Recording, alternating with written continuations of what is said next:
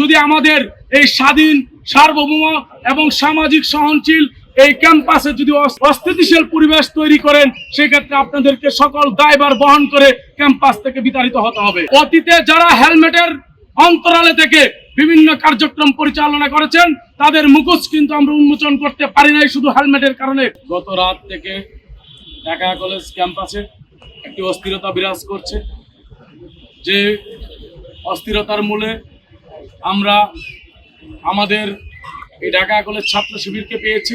একটি ফেসবুক পোস্টে সাংবাদিক সমিতির সাধারণ সম্পাদক উল্লেখ করেছেন তিনি কি কারণে সাংবাদিক সমিতি থেকে দূরে আছেন, সাংবাদিক সমিতির কার্যক্রম থেকে দূরে আসেন এবং অতীতে কিভাবে সাংবাদিক সমিতিতে তিনি পদায়িত হয়েছেন, তাকে কিভাবে নির্মমভাবে অপর একটি ক্যাম্পাসে নিয়ে গিয়ে তাকে আটক রেখে সাংবাদিক সমিতির উপর কিভাবে তাদের হস্তক্ষেপ কায়েম করেছে। আমরা সেই বিষয়গুলো দেখার পর তাৎক্ষণিকভাবে রাত 12:30টার পরবর্তী সময়ে ক্যাম্পাস এরিয়াতে আমরা বিক্ষোভ মিছিল করি। পরবর্তীতে আমরা সেই ফেসবুক পোস্টটি আর খুঁজে পাইনি। আমি তালহার কাছে জিজ্ঞেস করতে চাই যে ভাই, আপনি কেন এই ফেসবুক পোস্টটি ডিলিট করেছেন কিংবা হাইড করেছেন? আপনাকে কে বা কারা এভাবে আপনাকে হুমকি দামকি দিয়ে যাচ্ছে? আমরা আপনাকে আশ্বস্ত করতে চাই, ঢাকা কলেজের সকল সাধারণ শিক্ষার্থীরা আপনার পাশে রয়েছে। আপনি ভয় পাবেন, উন্মোচন করবেন এবং সত্যের পথে কাজ করে যাবেন।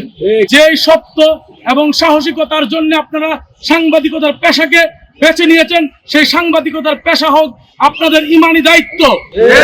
বিশ্বাস করি বাংলাদেশের প্রশাসন এবং সাংবাদিকতা যদি সরল এবং সঠিকভাবে কাজ করে যায়, স্বাধীনভাবে কাজ করে যায়, তবে বাংলাদেশে কোনো অন্যায় অবিচার থাকবে না। আমরা যতই একজন আরেকজনের বিরুদ্ধে কাদা ছোড়াছুরি করি না কেন, আমরা স্বাধীন সার্বভৌম সাংবাদিকতাকে যদি বিশ্বাস করি, আমরা স্বাধীন সার্বভৌম আমাদের প্রশাসনকে যদি সহযোগিতা করি, তবেই কেবল আমাদের সকল জায়গায় সকল ক্ষেত্রে আমাদের শান্তি বিরাজ করবে। আপনারা ইতিপূর্বে দেখেছেন প্রত্যেকটা কর্মসূচিতে আমাদের পাশে ছাত্র শিবির ছিল, আজকে কেন তারা নেই?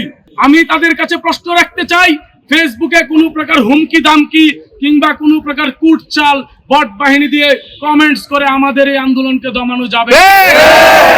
অতীতে যারা হেলমেটের অন্তরালে থেকে বিভিন্ন কার্যক্রম পরিচালনা করেছেন, তাদের মুখোশ কিন্তু আমরা উন্মোচন করতে পারি নাই শুধু হেলমেটের কারণে। তাদেরকে আমরা পরিচয় দিয়েছি তারা হেলমেট লীগ। ঠিক তেমনি আপনারা যদি গুপ্ত সংগঠনের মাধ্যমে যদি আপনারা কাজ করেন, আপনারা অভ্যন্তরীণভাবে সংগঠিত হয়ে যদি আমাদের এই স্বাধীন সার্বভৌম এবং সামাজিক সহনশীল এই ক্যাম্পাসে যদি অস্থিতিশীল পরিবেশ তৈরি করেন, সেক্ষেত্রে আপনাদেরকে সকল দায়ভার বহন করে ক্যাম্পাস থেকে বিতাড়িত হতে হবে।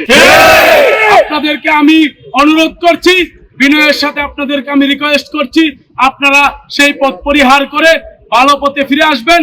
অবশ্যই আমাদের পাশাপাশি থাকবেন।